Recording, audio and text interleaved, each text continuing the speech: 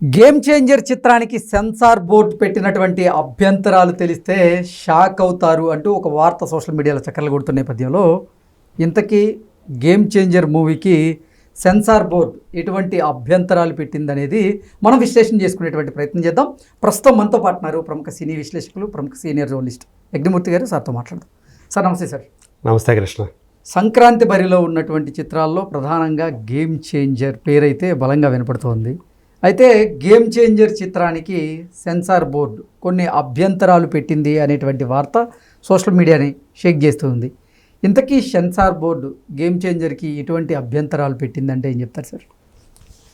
యాక్చువల్గా game changer సినిమాకి Shankar cinema కాబట్టి అభ్యంతరాలు ఏముంటాయి అని చెప్పేసి అనుకుంటారు. ప్రధానంగా ఒక అభ్యంతరం చూస్తే చాలామందికి అంటే అది నవ్వాలా ఏడవాలా అర్థం కాల. కల్కి సినిమా చూసినప్పుడు కల్కి మనకి ఇంగ్లీష్లోనే టైటిల్ ఉంటుంది. ఎక్కడ పోయినా మనకి ఇంగ్లీష్లో కల్కి ఇంగ్లీష్లో ఉండి 2898 AD అనే పెట్టారు వాళ్ళు. అవును, ఇంగ్లీష్లోనే పోస్టర్ ఉంటుంది. ఈ సినిమా గేమ్ చేంజర్కి వచ్చేటప్పటికి గేమ్ చేంజర్ని ఇంగ్లీష్లోనే వీళ్ళు కూడా చేశారు. మామూలుగా ఎక్కడ మొత్తం పోస్టర్లన్నీ కూడా గేమ్ చేంజర్లోనే ఉంటాయి. ఆ టైటిల్ డిజైన్ అంతా కూడా వాళ్ళు పెట్టిన అభ్యంతరాల్లో ఒకటి ఏంటంటే తెలుగులో కూడా ఉండాలి గేమ్ చేంజర్ అనేది. ఆ పేరు తెలుగులో కూడా ఉండాలి. అది వాళ్ళు పెట్టిన చెప్పినటువంటి ఒక అభ్యంతరం. ఓకే, సో ఇది తెలుగు సినిమా కాబట్టి తెలుగులో కూడా ఉండాలి, తెలుగులో అని. సో రియాక్షన్ ఏంటి సార్? అంటే చాలామంది అదే ఇప్పుడు బయట వాళ్ళు సెన్సార్ సర్టిఫికేట్ ఇచ్చేటప్పుడు వాళ్ళ అభ్యంతరాలు కూడా దాంట్లో మెన్షన్ చేస్తారు. అది బయటకు వచ్చింది అనమాట. బయటకు వచ్చినప్పుడు అందరూ కూడా ఇది అభ్యంతరమా ఇది మరి కల్కి ఎట్లా అభ్యంతరం చెప్పలేదు, కల్కి టైటిల్స్ అన్నీ కూడా టైటిల్లో అంత ఇంగ్లీష్లోనే కదా ఉంది అని ఆల్రెడీ ఇట్లా ట్రోల్ చేస్తూ ఉన్నారు. అసలు వాళ్ళ ఉద్దేశం మరి ఇప్పుడు ప్రజెంట్ ఎవరైతే ఉన్నారో దాన్ని సెన్సార్ చేసిన వాళ్ళు ఆ టీము వాళ్ళు ఈ టైటిల్లో తెలుగులో ఉంటే కూడా బాగుంటుంది అని అనిపించింది వాళ్ళకి. అందుకని వాళ్ళు తెలుగులో కూడా టైటిల్ డిజైన్ చేయించండి అని ఒక సలహా ఇచ్చారు. అదొక అభ్యంతరంగా పెట్టారు. ఇంకొక అభ్యంతరం సినిమా కంటెంట్ విషయంలో ఏమీ అభ్యంతరాలు లేవు వాళ్ళకి, యాస్టీజ్గానే అంతా కూడా ఇచ్చేశారు. ఇంకొకటి టైటిల్స్లో బ్రహ్మానందం గారి పేరుకు ముందు పద్మశ్రీ బ్రహ్మానందం అని పెట్టారన్నమాట. సో దానికి పద్మశ్రీ అనేది తీసేయండి అని దానికి అభ్యంతరం చెప్పారు. ఎందుకంటే అదొక రూల్గా ఉంది, మనకు తెలుసు గైడ్ లైన్స్లో. గతంలో కూడా బహిరంగంగా గారు అవును ఆయన చిత్రానికి సంబంధించి ఆయన పేర్లు పడేటప్పుడు ముందు పద్మశ్రీ అని తగిలించుకున్న నేపథ్యంలోనే దాని మీద కూడా గతంలో అభ్యంతరాలు వచ్చినాయి. అదే సినిమాలో ఇద్దరికి పెట్టారు. అదే సినిమాలో బ్రహ్మానందం గారు కూడా ఉన్నారు. ఇద్దరికి పద్మశ్రీ అని పెట్టారు. సో అప్పుడు వాటిని కనుక తీసుకోకపోతే చర్యలు తీసుకోవచ్చు, అసలు పద్మశ్రీని వెనక్కి తీసేసుకోవాలి.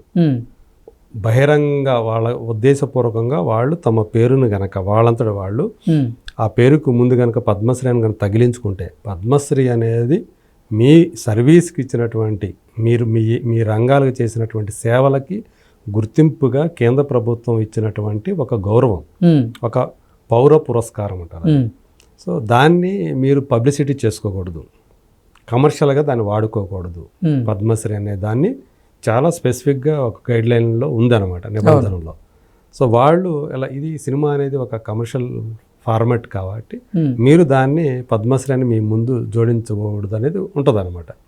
సో దీన్ని వాళ్ళు తొంగలో తొక్కేసి ఆ నిబంధనని పద్మశ్రీ అని వాడుకున్నారు. కాబట్టి మీ మీద ఎందుకు మీ అవార్డుని వెనక్కి తీసుకోకూడదో తెలియజేయమని చెప్పి వాళ్ళకి నోటీసులు ఇచ్చారు అప్పుడు. సో అది తర్వాత ఏమైంది ఏంటి అనేది కూడా మనకు తర్వాత సమాచారం లేదు ఇప్పటికీ కూడా. ఏం జరిగింది, వాళ్ళు ఏమైనా వివరణలు ఇచ్చుకున్నారా ఏంటనేది. ఇప్పుడు అదే ఈ సినిమాకు కూడా ఇక ఆయన గౌరవంగా వీడు పద్మశ్రీ బ్రహ్మానందం గారు అని పెట్టారు. సో దానికి అభ్యంతరం తెలియజేసింది. సో పద్మశ్రీ అనేది తీసేయాలి అని చెప్పేసి అదొక అభ్యంతరంగా పెట్టిందనమాట. సో ఈ రెండు అంటే కంటెంట్కి ఎలాంటి అభ్యంతరాలు చెప్పలేదు. పైగా మనకి సెన్సార్ రిపోర్ట్ అంటూ ఒకటి వచ్చింది. అది ఫస్ట్ హాఫ్ కంటే సెకండ్ హాఫ్ చాలా ఎమోషనల్గా ఉంది. అది కూడా అప్పన్న క్యారెక్టర్ అనేది అది వచ్చిన దగ్గర నుంచి సినిమా ఇంకొక లెవెల్కి వెళ్ళింది అనే ఒక టాక్ అయితే స్ప్రెడ్ అవటానికి ఈ సెన్సార్ రిపోర్ట్ అనేది దారితీసింది. అది ఆల్రెడీ చక్కల కొడుతూ ఉంది.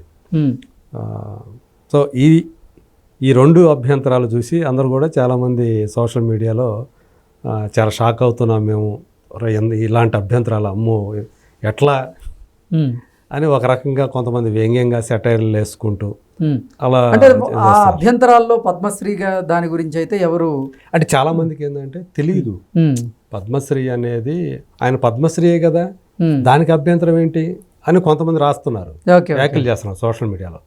కానీ ఆ నిబంధనలు ఉన్నాయి. పద్మశ్రీ అనే ఏదైతే పద్మ పురస్కారాలు ఏవైతే ఉన్నాయో వాటిని ఏవి కూడా బహిరంగంగా ఇట్లా వాడుకోకూడదు. తమ పేరుకు ముందు దాన్ని ఒక బిరుదులాగా పెట్టుకొని, ఒక ట్యాగ్ లాగా పెట్టుకొని ఉపయోగించుకోకూడదు తమ పేర్లకి అనే గైడ్ లైన్స్ చాలామందికి అదొకటి ఉంది అని తెలియదు. అందుకని ఆయన పద్మశ్రీ అవార్డు నిజమే కదా, ఆయనకు వచ్చింది కదా, రాకపోతే ఆయనకి రాలేదనుకుని పద్మశ్రీ అని పెడితే తప్పు. కానీ ఆయన పద్మశ్రీ అవార్డు తీసుకున్న తర్వాత పద్మశ్రీ అని పెట్టుకుంటే తప్పేంటి అని ఈ రకంగా వ్యాఖ్యానిస్తున్నారు. అది తెలియక వ్యాఖ్యానించడం. అది గైడ్ లైన్స్లో స్పష్టంగా ఉంది కాబట్టి సెన్సార్ బోర్డు దానికి అభ్యంతరం వ్యక్తం చేసింది అనమాట. సో అది తెలియని వాళ్ళు ఏంది ఇది కూడా ఒక అభ్యంతరమా, ఇదేం అభ్యంతరం, అలాగే తెలుగులో టైటిల్ లేదని చెప్పేసి తెలుగులో పెట్టండి అనేది ఒక అభ్యంతరమా అని వాళ్ళు అట్లా దాన్ని సోషల్ మీడియాలో ఒక ట్రోలింగ్గా చేస్తున్నారు. సెన్సార్ బోర్డుని ట్రోల్ చేస్తూ ఉన్నారు అన్నమాట. సో కంటెంట్ పరంగా అయితే వాళ్ళు ఎలాంటి కట్స్ చెప్పలేదు. సో కాబట్టి రేపు 10వ తేదీ అంటే సెన్సార్ నుంచి వచ్చిన తర్వాత కొంచెం పాజిటివ్ రిపోర్టు దీనికి రావటంతో కొంచెం బెటర్గా, అంతకుముందు అసలు బజ్జే లేదు ఈ సినిమాకి. అవును, హిందీలో అయితే అస్సలు లేదనే చెప్పుకోవాలి. 2 గంటల 45 నిమిషాలు నిడివి డ్యూరేషన్ వచ్చి గేమ్ చేంజర్ది కాబట్టి సో అది కూడా యాక్సెప్టబులే కదా మన వాళ్ళకి. సో మరీ 3 గంటల దగ్గర 3 గంటలో లేకపోతే 3 గంటల పైన ఉంటున్నామో అంత పెద్ద సినిమానా అని అనుకునేవాళ్ళు. సాధారణంగా శంకర్ సినిమాలు ఎప్పుడూ కూడా ఆ రేంజ్లోనే ఉంటాయి. అవును, ఆయన ఏది కూడా 2.5 గంటల లోపల అయితే ఉండదు, 2.5 గంట పైనే ఉంటుంది. కానీ డ్యూరేషన్ పరంగా అప్పటికి కొన్ని కట్ చేస్తారు ఆయన చేసి, మళ్ళీ తర్వాత డిలీటెడ్ సీన్స్ అని చెప్పేసి మళ్ళీ కొన్ని రిలీజ్ చేస్తారు సినిమా రిలీజ్ అయిపోయిన తర్వాత. సో మరి దీనికి ఇంకా నాకు తెలిసి ఇంకా అలాంటివి ఉంటాయి, పక్కన పెట్టుకొని ఉంటారు. రేపొద్దున మళ్ళీ ఈ సినిమా రిలీజ్ అయ్యి బాగా ఆడి అంటే దాంతో నిమిత్తం ఆడే దాంతో నిమిత్తం లేకుండా ఎప్పుడో మళ్ళీ డిలీటెడ్ సీన్స్ అని కొన్ని మళ్ళీ బయటకు వచ్చే అవకాశాలు ఉన్నాయి. సో ఏదేమైనప్పటికీ కూడా ఈ సెన్సార్ అయిపోయిన తర్వాత ఇప్పుడు తెలుగులో మనకి ఇక్కడ చెప్పాలంటే ఆయన ఫ్యాన్స్ కానీ వీళ్ళందరూ కూడా రామ్ చరణ్ ఫ్యాన్స్ చాలా కొంచెం పాజిటివ్.